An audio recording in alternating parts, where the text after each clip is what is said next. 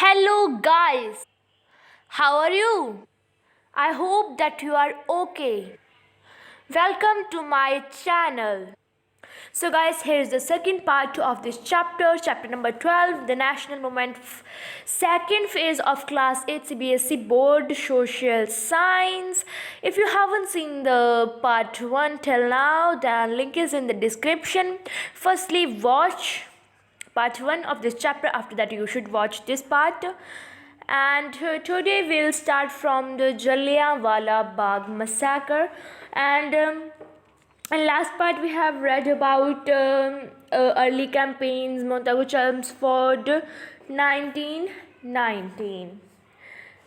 So in this chapter we'll read about Jallianwala Bagh massacre, Khilafat movement, non-cooperation movement, and start of the movement, constructive program, withdrawal of the movement, non-cooperation to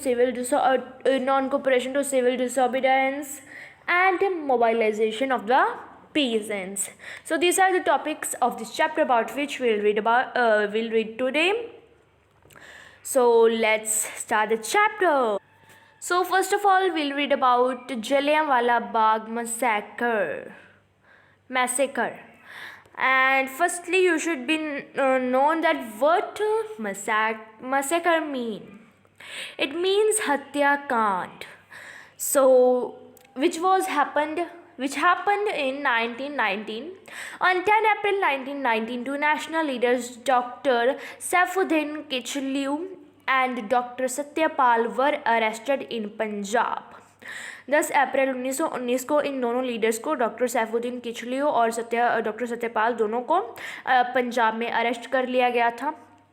On 13 April 1919, the festival of Baisakhi was being celebrated. On this day, people gathered in a park in Amritsar called the Jallianwala Bagh. और 13 अप्रैल 1919, हर साल 13 या 14 अप्रैल को बैसाखी होती है. बैसाखी इसलिए मनाई जाती है क्योंकि तब किसान जो हैं वो अपनी कणक की फसल काट लेते हैं, गेहूं की फसल काट लेते हैं. और ये हमारे यहाँ भी मनाई जाती है because I belongs to Punjab. And festival of Baisakhi का दिन मनाया जाना था उस दिन. और जो पीपल थे, लोग थे पंजाब के, वो एक पार्क में इकट्ठे हुए जो कि है अमृतसर में, जलियांवाला बाग में. क्या करने के लिए इकट्ठे हुए? To protest against these arrest. जो इन दोनों लोगों को अरेस्ट कर दिया गया था, इन दोनों के अगेंस्ट प्रोटेस्ट करने के लिए इकट्ठे हुए थे.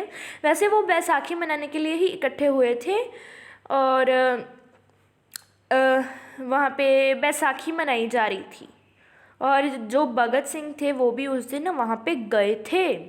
The peaceful gathering was attended by men, women and children. General Dyer, the military commander of Amritsar, came to the park with some soldiers and blocked the only entrance of the park. एक peaceful gathering हुई जिसमें पुरुष भी थे, औरतें भी थी और बच्चे भी थे, जैसे कि अभी पीसफुल गैदरिंग दिल्ली में हो रही है. और जो जनरल डायर था, अमृतसर का मिलिट्री कमांडर, वो पार्क में आया कुछ सोल्जर्स को लेकर. वैसे कुछ ही सोल्जर्स थे क्योंकि ज़्यादा सोल्जर्स की वहाँ पे ज़रूरत ही नहीं थी. उनको इस प्लान के बारे में पता था और उन्होंने जो एक ही सिर्फ पार्क की सिर्फ और सिर्फ एक ही एंट्रेंस थी जिसको उन्होंने ब्लॉक कर दिया था. ठीक है. He then ordered his men to open fire. The firing lasted for nearly 10 minutes till all the ammunition was exhausted. फिर उसने अपने जो सोल्जर्स थे उनको ऑर्डर दिया कि चलो जी हमला करो. ठीक है. और फायरिंग होने लगी और ये फायरिंग रही लगभग 10 मिनट के लिए. और 10 मिनट के बाद पूरा जो गोला बारूद था वो ख़त्म हो गया था. एमुनिशन मीन्स गोला बारूद. और जो hundreds of people were killed and thousands were critically wounded. और बहुत सारे लोग मर गए थे और हज़ारों की गिनती में लोग बहुत ही बुरे तरीके से ज़ख्मी हो गए थे। और गाइस एक और बात बताऊं जो इस चैप्टर में नहीं लिखी है, वो कि उस पहले तो सभी ऐसे ही इधर उधर भाग रहे थे, उनको कोई जगह नहीं मिल रही थी बाहर जाने के लिए। फिर वहाँ पे एक कुआं था जिसका फिर सारे उसमें कूदने लगे, और फिर जो उसके सोल्जर्स थे वो उन्होंने उसमें भी फायरिंग कर दी। फिर वो कुआं बिल्कुल ही लहू से लाशों से भर गया था, और आज भी वो कुआं अमृतसर में स्थित है, जहाँ पे अगर आप बकेट को अंदर भेजोगे, जैसे हम कुएं में से पानी निकालने के लिए भेजते हैं, तो आज भी वहाँ से खून निकलता है। And I visited there and have seen it. और बाग लगभग वैसा का वैसा ही है, और बहुत सारे लोग जाते हैं जब वो गोल्डन टेम्पल हरमंदिर साहिब को देखने जाते हैं, अकाल तख्त साहिब को देखने जाते हैं, तब वो जलियांवाला बाग और वो कुआं भी देख कर आते हैं। The massacre shocked the entire country. There were widespread protests. All national leaders condemned this cowardly act. जो मैसेकर था उसने पूरी कंट्री को बहुत ही शॉक लगा दिया था, और बहुत ही बहुत ही ज़्यादा जगहों पर प्रोटेस्ट होने लगे, और जो बहुत सारे नेशनल लीडर थे वो निंदा करने लगे इस एक्ट की, इस कायरता भरे एक्ट की। कंडेमंड मीन्स निंदा करना, और कॉवार्डली मीन्स कायरता, ठीक है, क्योंकि ये कायरता का काम ही था ना कि उसको वैसे तो जनरल डायर को वो नहीं मिला, ठीक है, एक कायरता का काम हो गया। Rabindranath Tagore renounced his knighthood, the government had declared martial law in Punjab. जो रविंद्रनाथ टैगोर थे उन्होंने अपना जो नाइटहुड था, वो ये एक अवार्ड होता है जो ब्रिटिश की तरफ से दिया जाता था, और वो रविंद्रनाथ टैगोर जी को मिला हुआ था, उन्होंने वो वापस कर दिया, रिफ्यूज़ कर दिया, ठीक है। The government declared martial law in Punjab, जो गवर्नमेंट थी उन्होंने एक लॉ लेकर आए वो पंजाब में, जिसका नाम था एक मार्शल लॉ लेकर आए पंजाब में। मार्शल लॉ मीन्स यहाँ पे मिलिट्री का रूल होगा, पंजाब में मिलिट्री का रूल होगा। लोगों को टॉर्चर किया जाता था और न्यूज़पेपर्स को बंद कर दिया गया था, और ये जो सारी की सारी रिप्रेशन थी, ये जो रोक और दबाव था, उसने इस प्रोटेस्ट को, ये जो स्ट्रगल है उसको और भी स्ट्रेंथन कर दिया। Further strengthen people's determination to fight against operation. इसने स्ट्रेंथन कर दिया लोगों के दृढ़ निश्चय को कि वो इस अनजस्ट ट्रीटमेंट के विरुद्ध लड़ें। And guys here it is the picture of the narrow passage through which General Dyer and his soldiers entered the Jallianwala Bagh. This is the narrow passage from which you are able to see the people coming. So this is the only entrance of that park. And now we'll read about खिलाफत movement जो 1920 में हुई थी। The Khilafat movement was organized by the Ali brothers Muhammad Ali and Shaukat Ali. ये खिलाफत movement organise की थी दो अली ब्रदर्स ने, जिनका नाम है मोहम्मद अली और Shaukat Ali, in protest against the injustices done to Turkey which had fought against Britain after the First World War. जो ये इसके विरुद्ध थी, जो ब्रिटिश ने टर्की के विरुद्ध जो इनजस्टिस किया था फर्स्ट वर्ल्ड वार के बाद। टर्की एक जगह है जो ब्रिटेन के अगेंस्ट फाउट किया था, जिसने लड़ाई लड़ी थी, ठीक है। Turkey was important to the Indian Muslims as the sultan of Turkey was also the caliph और खलीफा and was the head of the Muslims throughout the world. जो टर्की था वो इंडियन मुस्लिम्स के लिए बहुत ही इंपॉर्टेंट था, क्योंकि जो वहाँ का सुल्तान था टर्की का, जिसका नाम था खालिफ और खलीफा भी कहा जाता है, कालिफ और खलीफा, ये पूरे वर्ल्ड के मुस्लिम्स का हेड था। द खिलाफत movement The Khilafat leaders put pressure on the British government to give better treatment to Turkey. Through this demand, Muslims were drawn into the national movement in large numbers. This movement became a part of the national movement. The Congress leaders joined the agitation and popularized it. जो इसके leaders थे उन्होंने British पर, उन्होंने अंग्रेज़ों पर दबाव डाला कि वो तुर्की के साथ अच्छा व्यवहार करें, और इस डिमांड के थ्रू ही मुस्लिम्स बहुत ही ज़्यादा गिनती में मुस्लिम्स ने इस नेशनल मूवमेंट को ज्वाइन किया। और ये जो मूवमेंट थी, जो ये खिलाफत मूवमेंट थी, वो भी एक नेशनल मूवमेंट का पार्ट बन गई थी। और बहुत सारे कांग्रेस लीडर्स ने भी इस एगिटेशन को ज्वाइन किया, इस प्रोटेस्ट को ज्वाइन किया और इसको मशहूर कर दिया, पॉपुलर कर दिया, प्रसिद्ध कर दिया। And now we'll read about non-cooperation movement 1920 to 1922. 1922 to 1922 okay. अभी हम पढ़ेंगे नॉन कोऑपरेशन मूवमेंट के बारे में, जो चली थी 1920 से 1922 तक। नॉन कोऑपरेशन मूवमेंट मतलब कि जो इंडियंस थे वो ब्रिटिश के साथ कोऑपरेट नहीं करेंगे। Angered by the rigid attitude of the British, the Congress decided to start a non-cooperation movement under the leadership of Gandhi ji. British के कठोर एटीट्यूड से गुस्सा हुए भारतीयों ने कांग्रेस पार्टी ने एक मूवमेंट चलाने की ठानी, जिसका नाम था नॉन कोऑपरेशन मूवमेंट। और ये किसकी लीडरशिप के अंडर थी? ये थी गांधी जी की लीडरशिप के under. The movement aimed at protesting against British repression in Punjab.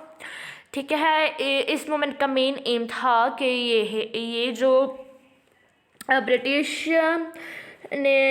Repression, इस मूवमेंट का मेन एम था, लक्ष्य था कि ये जो ब्रिटिश पंजाब में रोक और दबाव लगा रहे हैं उसको बंद करवाना। ठीक है, एंड देयर पॉलिसी, और ये इसके दो एम थे। फर्स्ट, जो पंजाब में रोक और दबाव चल रहा है, रिप्रेशन हो रहा है, रिप्रेशन ब्रिटिश के द्वारा किया जा रहा है, उसको बंद करवाना। और जो टर्की का मामला था कि टर्की के साथ अच्छी ट्रीटमेंट की जाए, वो ये तो इसके मेन एम थे। It was also for the attainment of self government, और इसके थ्रू इंडियंस सेल्फ गवर्नमेंट भी चाहते थे कि इंडियंस भी गवर्नमेंट में हों, इंडियंस इलेक्शंस में कंटेस्ट करें, ये सब। ठीक है, and now will read about the start of the movement कि ये कैसे स्टार्ट हुई, कब स्टार्ट हुई। The movement was to be launch in stages, ये स्टेजेस में, लेवल्स में लॉन्च की गई।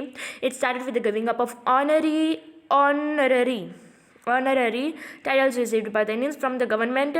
जो लोग इंडियंस को ब्रिटिश के द्वारा, जैसे रविंद्रनाथ टैगोर जी को नाइटहुड मिला था, वैसे ही कुछ लोगों को और भी अवार्ड्स मिले थे ब्रिटिश के द्वारा, वो वापस कर रहे थे इंडियंस ब्रिटिश को। जैसे अब किसान जो पंजाब से बिलोंग करते हैं, खिलाड़ी या फिर कोई भी मेन फेमस जिनको अवार्ड्स मिले हैं गवर्नमेंट के द्वारा, वो रिफ्यूज़ कर रहे हैं, उनको रीनाउंस कर रहे हैं, उसको वापस कर रहे हैं गवर्नमेंट को, क्योंकि गवर्नमेंट उनकी बात नहीं सुन रही।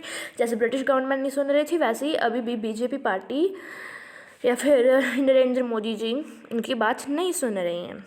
गांधी जी के अब the title of Kesari Hind, Gandhi ji ने इसको टाइटल दिया केसरी हिंद, और ये है इसके द्वारा मीन्स इसमें स्कूल्स का बायकॉट किया जाता था, कॉलेजेस का, लेजिस्लेचर्स का, विधानसभा का और कोर्ट्स का, इलेक्शंस भी नहीं, इलेक्शंस का भी बायकॉट था। ठीक है, people were asked not to work and not to cooperate with the government in any manner.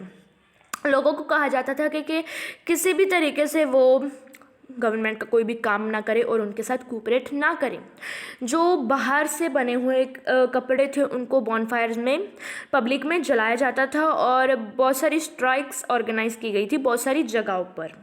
And now will read about constructive programme along with boycott and non cooperation. Constructive programme was also launched. Boycott और non cooperation के साथ साथ एक constructive programme को भी launch किया गया था। इसमें क्या था, इट इंक्लूड्स पॉपुलराइजेशन ऑफ चरखा एंड खादी। इसमें चरखा और खादी को पॉपुलराइज किया करना था, इसका एम लगा लीजिए आप। और हिंदू और मुस्लिम यूनाइटी को प्रमोट करना, अबॉलिशन ऑफ अनटचेबिलिटी अनटचेबिलिटी को जड़ से ख़त्म करना और एजुकेशन का स्प्रेड करना।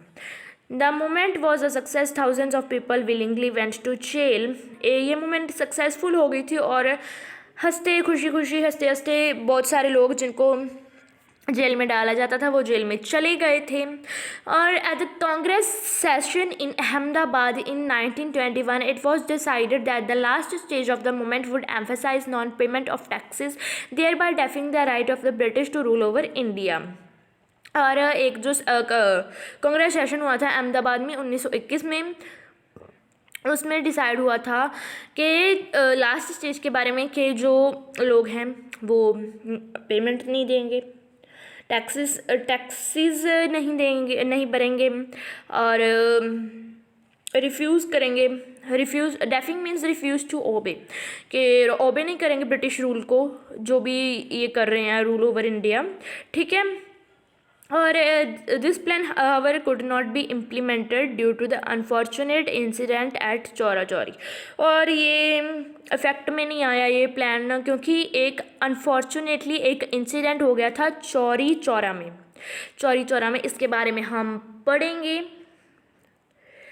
बस नेक्स्ट पैराग्राफ में ही हम पढ़ेंगे, ठीक है। उसके पहले आपके पास है ये क्वेश्चन कि और क्या और उनके पास, इंडियंस के पास तरीके थे कि वो उनको कोऑपरेट ना करें, गवर्नमेंट को रिफ्यूज़ करें, कोऑपरेट ना करें, ठीक है। ये आपको कमेंट सेक्शन में कमेंट करके बताना है जो भी आपके सुझाव हैं। Firstly, we have read about start of the movement. Now we'll read about withdrawal of the movement. ठीक है, पहले हमने पढ़ा था कि वो कैसे स्टार्ट हुई और उसके कंस्ट्रक्टिव प्रोग्राम के बारे में। अभी वो वापस क्यों ली गई, जैसे कि हमने पीछे ही पढ़ा कि एक अनफॉर्चुनेटली एक इंसिडेंट, एक घटना वापर गई थी चौरी चौरा में। चौरी चौरा एक छोटा सा गाँव है उत्तर प्रदेश में। 5 फरवरी 1922 को एक किसानों के झुंड जो कि एक मार्च निकाल रहे थे विलेज में से, और जो पुलिस ने एक बंदे को पीट दिया जो कि शॉप्स को पिकेट कर रहा था। और पिकेट के बारे में हमने अभी तक बहुत बार पढ़ा है फर्स्ट फेज़ और सेकंड फेज़ में, कि दुकानों के बाहर जो फॉरेन गुड्स बेचते हैं उनके बाहर धरने लगाना और ग्राहकों को अंदर ना जाने देना और उनके फॉल्ट्स बताना उनको, ठीक है। और this agitated the peasants and they set fire to the police station. उन्होंने और इसने कि एक वॉलंटियर को पुलिस के द्वारा पीटा गया था, इसने किसानों को बहुत ही नर्वस कर दिया। और जो किसान थे उन्होंने एक पुलिस स्टेशन में आग लगा दी और उसमें 22 पुलिसमैन की हत्या हो गई। और महात्मा गांधी हिंसा के बिल्कुल ही विरोध में थे और इसलिए जल्दी उन्होंने ये जो नॉन कोऑपरेशन मूवमेंट चलाई थी उसका लास्ट स्टेज वगैरह जो भी था इसको विदड्रॉ कर लिया, ठीक है। अभी एक और क्वेश्चन है, इसको भी आप आंसर इसका भी कमेंट सेक्शन में देना है। The non cooperation movement was at its peak, के जो नॉन कोऑपरेशन मूवमेंट थी वो उसके टॉप में थी, बहुत सारे लोगों ने इसको ज्वाइन कर लिया था, उसके पक्ष में थे बहुत सारे लोग, ठीक है। जब महात्मा गांधी ने उसको वापस ले लिया, क्या उन्होंने सही स्टेप लिया है? और आपके आंसर के लिए आपको रीजंस भी बताना है कि क्यों, अगर लिया है तो क्यों सही स्टेप लिया है, अगर नहीं लिया तो क्यों नहीं लिया। Comment the answer in the comment section. And now we will read about non cooperation to civil disobedience, ठीक है। जो हुआ था 1922 और 1930 में। After the withdrawal of the non cooperation movement the Congress was divided into 2 groups. जब non cooperation movement वापस ले गई थी तब कांग्रेस 2 ग्रुप्स में दो भागों में बंट गई थी और वन ग्रुप के लीडर्स थे CR दास, मतलब के CR की फुल फॉर्म है चित्तरंजन दास, मोतीलाल नेहरू और विठाल भाई पटेल। और ये जो पिक्चर है ये चित्तरंजन दास जी की है। wanted to end the boycott of the legislative council। ये चाहते थे कि जो ये लेजिस्लेटिव काउंसिल्स का बाइकआउट हो रहा है वो ना हो, उसको ख़त्म कर दिया जाए। इन लीडर्स को ऐसा लगता था कि अगर कांग्रेस इन इलेक्शंस का बाइकआउट करती रहेगी, फिर जो भी लोग ब्रिटिश के लिए फेथफुल हैं, उनके आज्ञाकारी हैं, फिर ब्रिटिश उनको चुन लेंगे और वो इलेक्ट हो जाएंगे इलेक्शंस में, और फिर जो भी असली पावर ब्रिटिश के पास रहेगी और जो भी वो करना चाहेंगे वो कर सकते हैं ना, ये इनका मानना था। और they wanted the Congress to take part in the elections, join the government and then work to destroy the working of the legislatures from inside। ये कांग्रेस ये चाहते थे कि कांग्रेस इलेक्शन में भाग ले, गवर्नमेंट को ज्वाइन करे और अंदर से वर्क करे, अंदर से काम करे और लेजिस्लेचर्स को जड़ से डिस्ट्रॉय कर दे, ठीक है। और इनको प्रो चेंजेस कहा जाता था। So these pro changes wanted to enter the legislatures and then make it impossible for the government to function opposing all its policies, ठीक है। और ये प्रो चेंजेस थे वो लेजिस्लेचर में एंटर करना चाहते थे और इसको नामुमकिन बनाना चाहते थे कि गवर्नमेंट फंक्शन कर सके। किस तरीके से कि वो गवर्नमेंट के सारी पॉलिसीज़ को अपोज करेंगे, एक बार लेजिस्लेचर्स में घुस जाएं बस, उसके बाद अपोज कर देंगे। And now will read about the no changers about the second group of Congress which was divided. The second group called the no changers opposed joining the councils। और उसने काउंसिल्स को ज्वाइन करने में oppose कर दिया कि वो refuse कर दिया कि हम काउंसिल्स को ज्वाइन नहीं करेंगे। This group wanted to undertake a constructive programme, कि वो कंस्ट्रक्टिव प्रोग्राम को जो भी ये प्रोग्राम था, no payment of taxes, tapping rights of British, ठीक है, इसको अंडरटेक करना चाहते थे। और इस ग्रुप के लीडर्स थे वल्लभ भाई पटेल, सी राजागोपालाचारी और Rajendra Prasad. In 1923 the pro changers formed the Congress खिलाफत स्वराज्य मूवमेंट। जो प्रो चेंजर्स थे उन्होंने एक पार्टी बना ली थी जिसका नाम था खिलाफत स्वराज्य पार्टी, और इसको ज़्यादातर कहा जाता था स्वराज पार्टी। और ये जो न्यू पार्टी थी वो भी कांग्रेस में ही काम करती थी। और जो कांग्रेस थे उन्होंने अलाउ कर दिया था स्वराजिस्ट्स को कि वो इलेक्शंस में कंटेस्ट कर सकते हैं, और जो स्वराज पार्टी थी उन्होंने कंटेस्ट भी किया और बहुत सारी सीट्स भी जीत ली विधानसभा में। और by opposing every British move they made it extremely difficult to the British to get their policies and proposals approved in the legislature, ठीक है। उन्होंने फिर सारी की सारी जो ब्रिटिश के वो थी, ब्रिटिश को बहुत ही कठिन कर लिया, कठिन कर दिया था कि वो अच्छे से फंक्शन कर पाएँ और अपनी पॉलिसीज़ और प्रपोजल्स को चला पाएँ, क्योंकि उन सब का वो विरोध करने लगे थे। After the withdrawal of the non cooperation movement Gandhi ji had been jailed. और जब उन्होंने नॉन कोऑपरेशन मूवमेंट को वापस ले लिया था, गांधी जी को जेल में डाल दिया था तब, और उनको रिहा किया गया था फरवरी 1924 को। एंड उनके रिलीज़ के बाद जो कांग्रेस थी उन्होंने फिर से कंस्ट्रक्टिव प्रोग्राम को चालू कर दिया, और इसके भी मेन फोकस थे एबोलिशन, रिमूवल ऑफ अनटचेबिलिटी, ख़त्म करना अनटचेबिलिटी को, और हिंदू मुस्लिम यूनिटी को प्रमोट करना और इस खादी का स्प्रेड करना।